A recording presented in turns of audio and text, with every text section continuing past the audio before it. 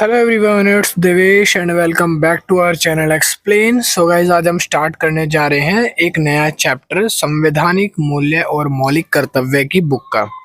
ये बुक है political science की एसओएल, ड्यू, रेगुलर और एनसी वेब के फर्स्ट, सेकंड और थर्ड सेमेस्टर के जितने भी बच्चे हैं, चाहे आप बीकॉम प्रोग्राम में हो, बीकॉम ऑनर्स में हो, बीए प्रोग्राम में हो, तो आपके लिए ये सीरीज एप्लीकेबल होने वाली है अगर आपके पास फंडामेंटल, कॉन्स्टिट्यूशनल एंड ड्यूटीज की बुक है तो।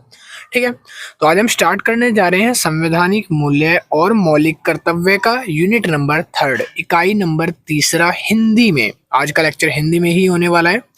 भाई एक चीज मैं बता दूं, लेक्चर हिंदी में है सिर्फ, बट नोट्स जो है वो इंग्लिश और हिंदी दोनों मीडियम में अवेलेबल है। तो अगर किसी को नोट्स परचेज करने हैं तो इसके इंग्लिश मीडियम में भी और हिंदी मीडियम में भी नोट्स अवेलेबल हैं। ये मेरा नंबर है, आपको ऊपर दिख रहा है।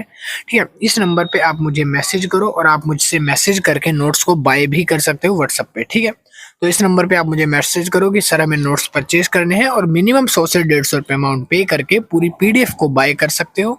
एग्जाम में बेनिफिशियल होगी। ठीक है, तो आइए अब बिना टाइम वेस्ट करे स्टार्ट करते हैं अपना चैप्टर नंबर 3 जो है हमारा यूनिट नंबर 3। तो हमने जैसे कि आपको बताया था कि हमने फर्स्ट यूनिट कवर करवा ली है, सेकंड यूनिट हमारी हो चुकी है संवैधानिक मूल्य। आज हम करने वाले हैं यूनिट नंबर 3 जिसका नाम है मौलिक कर्तव्य। मौलिक कर्तव्य की यूनिट स्टार्ट करने से पहले आप ये समझ लो कि अगर आपने बाकी 2 यूनिट्स नहीं देखी तो डिस्क्रिप्शन में लिंक है, जाके आप उन्हें पहले वॉच कर लो, फिर आप मौलिक कर्तव्य यूनिट नंबर 3 को वॉच कर सकते हो। यूनिट नंबर 3 में मौलिक कर्तव्य में आज हम पढ़ेंगे कि धार्मिकता और कर्तव्य चेतना की प्राचीन भारतीय धारणाओं पर विचार क्या है। मौलिक कर्तव्य मतलब अनुच्छेद नंबर 51 क्या क्या कहता है। मौलिक कर्तव्यों की वैधानिक स्थिति और न्यायिक दृष्टिकोण। आज ये तीनों चीजें हम इस मौलिक कर्तव्य यूनिट नंबर 3 में कवर करने वाले हैं हिंदी के अंदर। ठीक है, और नोट्स अवेलेबल है भाई हिंदी इंग्लिश दोनों में। जिस भी स्टूडेंट्स को नोट्स परचेज करने हैं, जिसको इंग्लिश में पढ़ना है, तो भाई नोट्स बाय कर लेना। नोट्स लेके आप इंग्लिश में रीड कर सकते हो। इंग्लिश की वीडियो भाई आने में टाइम लग सकता है, एग्जाम आ जाए हो सकता है, तो इसलिए इंग्लिश की वीडियो अभी जल्दी नहीं आएगी। तो आएगी बट देर लगेगी थोड़ी ज़्यादा, तो आप नोट्स से काम चलाना पड़ेगा। बाकी हिंदी में आप अगर करना चाहो तो हिंदी में समझ सकते हो। ठीक है, तो चैप्टर नंबर 3 है हमारा। पहला क्या पढ़ेंगे हम, धार्मिक और कर्तव्य चेतना की प्राचीन भारतीय धारणाओं पर विचार। सबसे पहले हमारे यहाँ टॉपिक दिया हुआ है अधिकारी, यहाँ पे लिखा अधिकार, सामाजिक और नागरिक जीवन। ये क्या होता है पहले हम इसको समझेंगे। ठीक है,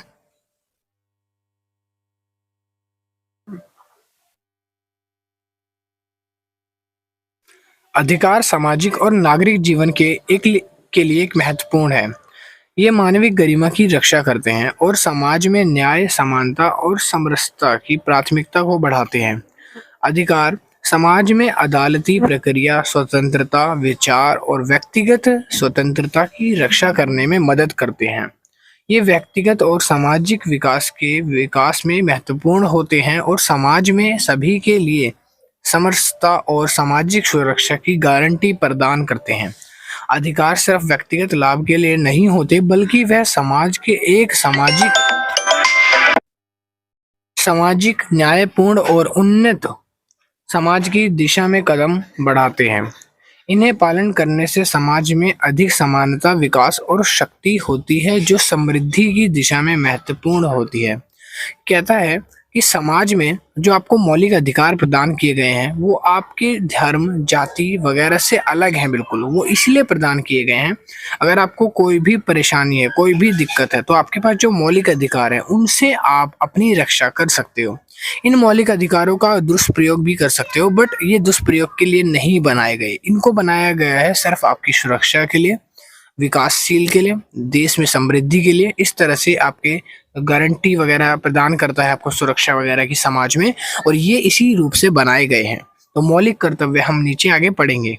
हमने पहले यूनिट्स में भी डिस्कस किया था मौलिक कर्तव्य, अगर आपने नहीं देखा तो पहले आप वो देख लो। यहाँ पे लिखा है धार्मिकता और कर्तव्य चेतना की प्राचीन भारतीय धारणाओं पर विचार। धार्मिकता की प्राचीन भारतीय अवधारणा, अब ये क्या कहती है पहले हम इसको रीड करेंगे।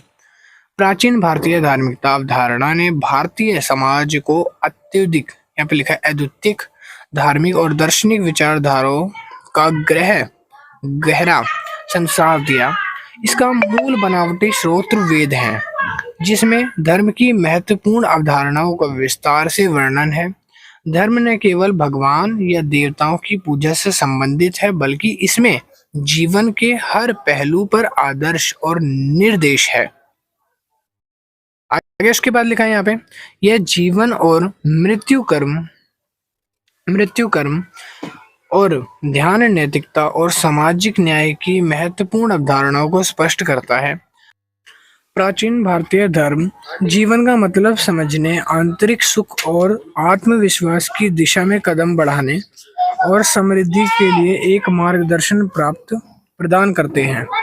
यह विश्व के अनेक धार्मिक और दार्शनिक परंपराओं का निर्माण करता रहा है और भारतीय संस्कृति का महत्वपूर्ण हिस्सा बना रहा है। अब हम नीचे पढ़ने वाले हैं कर्तव्य चेतना पर भारतीय विचार। कर्तव्य चेतना और भारतीय विचार।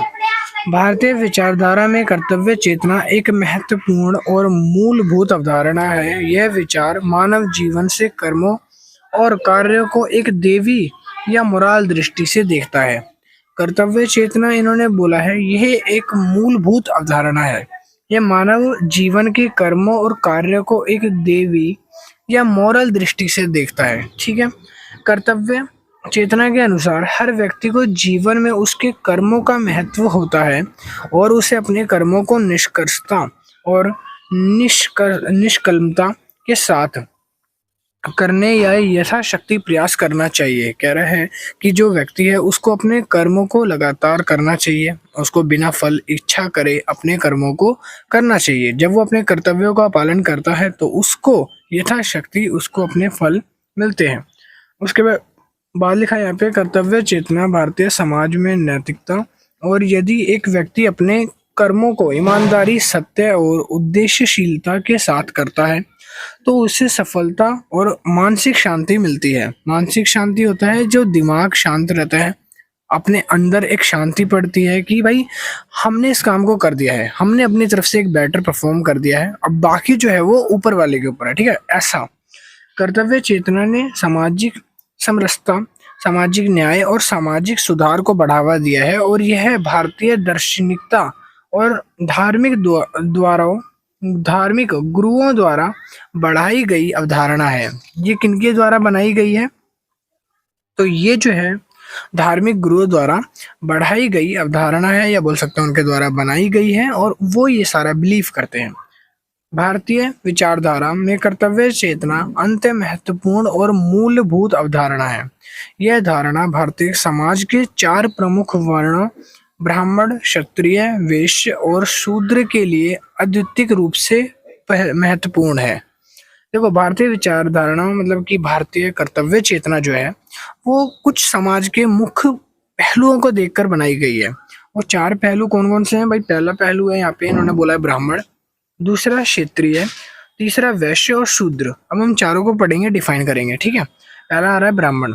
ब्राह्मण वर्ग का कर्तव्य धार्मिक शिक्षाएं देना और धार्मिक अध्ययन करना है।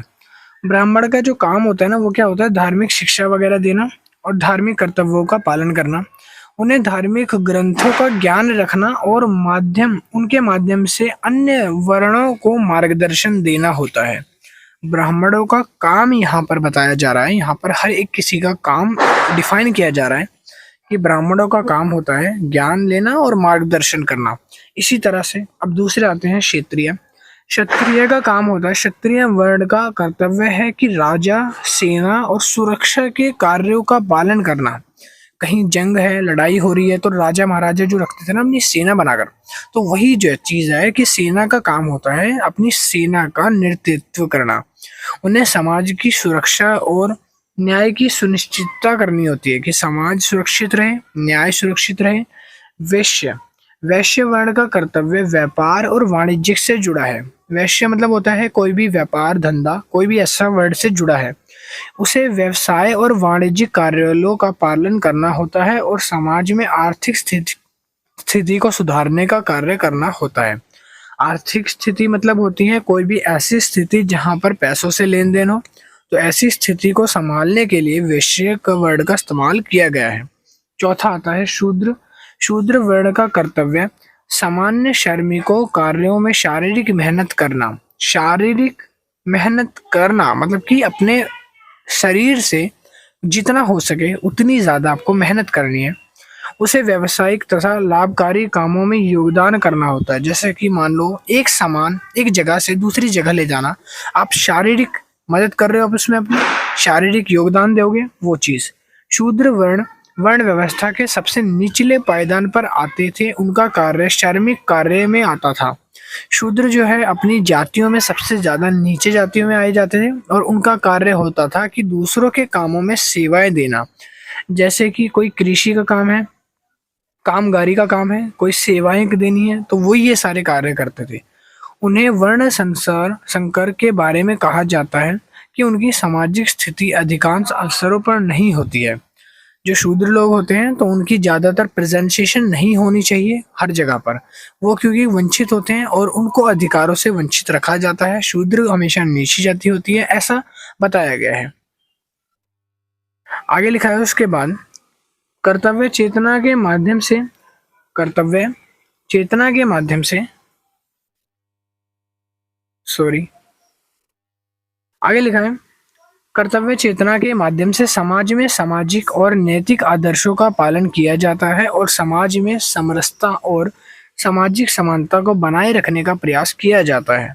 यह धारणा भारतीय संस्कृति के महत्वपूर्ण हिस्से का हिस्सा है। हालांकि आजकल के समय में इसका अनुचित रूप से प्रयोग नहीं होता और समाज में व्यापक परिवर्तन हुआ है। समाज में क्या बोला है इन्होंने कि दो चीजें, पहला तो समाज में नैतिक आदर्शों का पालन करना है और समाज में समरसता को लाने का काम करता था पहले, ठीक है, कर्तव्य चेतना।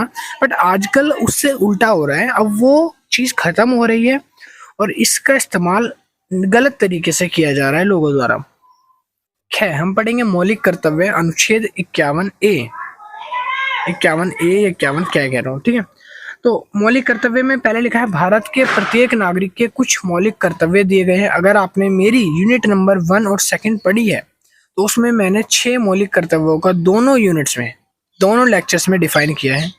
आज हम पढ़ेंगे वही जो मौलिक कर्तव्य है, संविधान का पालन करना, आदर्श तथा अनुयायियों, राष्ट्र ध्वज और राष्ट्र गान का सम्मान करना। अब इसके बीच में कुछ वर्ड लिखे हैं, सेकंड जैसे लिखा है बी। 51 कै के अंदर जो जो मौलिक कर्तव्य शामिल है वो यहाँ पर लिखे हैं अनुच्छेद 51 कै में। उन महान आदर्शों को संयोजना मतलब होता है उसको एकत्रित करना, जुटाना और उनका पालन करते हुए स्वतंत्रता के लिए हमारे राष्ट्रीय संघर्ष को प्रेरित किया गया। दूसरा, भारत की संप्रभुता, अखंडता, एकता को बनाए रखने के लिए रक्षा करना। देश की रक्षा और ऐसे करने के लिए राष्ट्र सेवा प्रदान करने का कॉल करें। धार्मिक भाषाएं, क्षेत्रीय विविधताओं और भारत के सभी लोगों के बीच में आपसी तालमेल, समान भाईचारा भावना बढ़ाना। महिलाओं की गरिमा के प्रति नापसंद का त्याग करना। हमारी समग्र संस्कृति के समृद्ध विरासत और महत्व देना और संरक्षित करना, ठीक है। मतलब कि हमारी जो भारतीय संस्कृति है, जो हमारी पुरानी चलती आ रही है, तो उन सबको बचा के रखना, समाज में उनकी रिस्पेक्ट करना, चाहे वो कोई भी आदमी हो, उसका देश धर्म हो या गर्ल्स है, औरतें हैं, औरतों की सुरक्षा प्रदान करना हमें सिखाता है। वन, झीलों, नदियों और अन्य प्रकार की सहित प्राकृतिक पर्यावरण की रक्षा करना, सुधार करना और जीवित प्राणियों पर प्रति दया रखना। जैसे कि होता है काफ़ी बार लोग एक दूसरे का छोटी छोटी चीज़ों को लेकर ख़त्म कर देते हैं, मार देते हैं एक दूसरे को, तो ये सब चीज़ें ना करना। वैज्ञानिक संभाव, मानवदाता या मानववाद को जांच एवं सुधार की भावनाएं विकसित करना। सार्वजनिक संपत्ति की रक्षा करना और हिंसा का त्याग करना। सार्वजनिक संपत्ति होती है सरकारी संपत्तियां, जैसे बस, कार, ठीक है, सॉरी बस होती हैं, और रेलवे हो गया, मेट्रो हो गया, जो भी सरकार हमें उपलब्ध कराती है वो सार्वजनिक संपत्ति कहलाती है।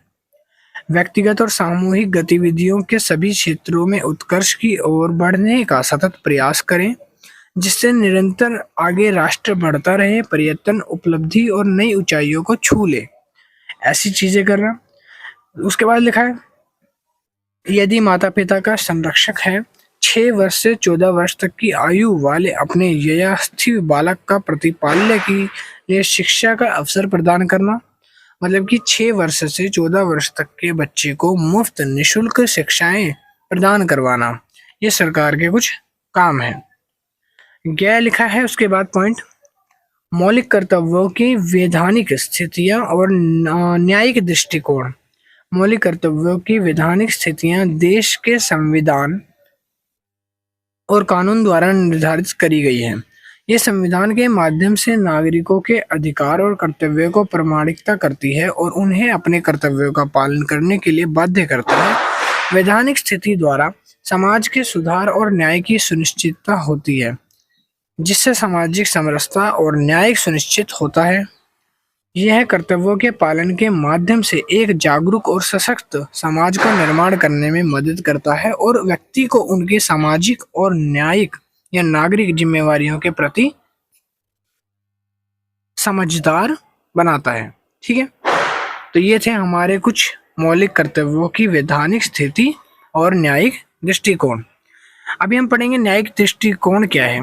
मौलिक कर्तव्यों के न्यायिक दृष्टिकोण से तात्पर्य यह है कि व्यक्ति के मौलिक कर्तव्यों का उल्लंघन किए जाने पर कानूनी और न्यायिक कार्रवाई की अनुमति दी जानी चाहिए। अगर कोई किसी व्यक्ति के मौलिक कर्तव्यों का उल्लंघन करता हुआ पाया जाता है, कोई किसी के मौलिक अधिकारों का हनन करता है, तो उसके ऊपर एक कानूनी कार्रवाई होनी चाहिए, जिससे सामाजिक न्याय तथा सामाजिक सुरक्षा सुनिश्चित होती है।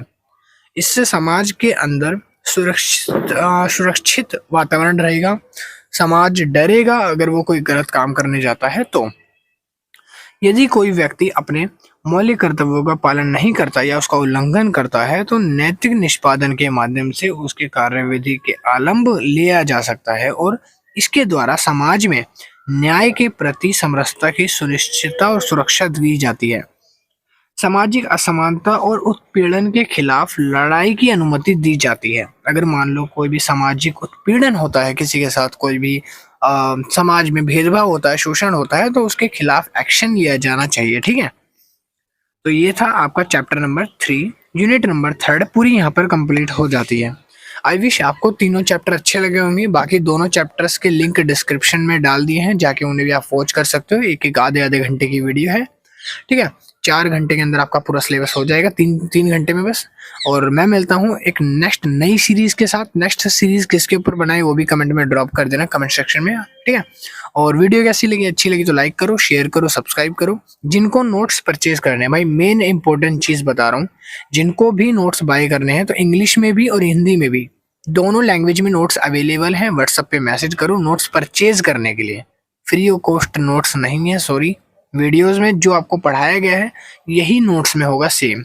नोट्स जिसको लेने हैं वो कांटेक्ट करो व्हाट्सएप पे। मैं मिलता हूँ नेक्स्ट वीडियो में। Thank you.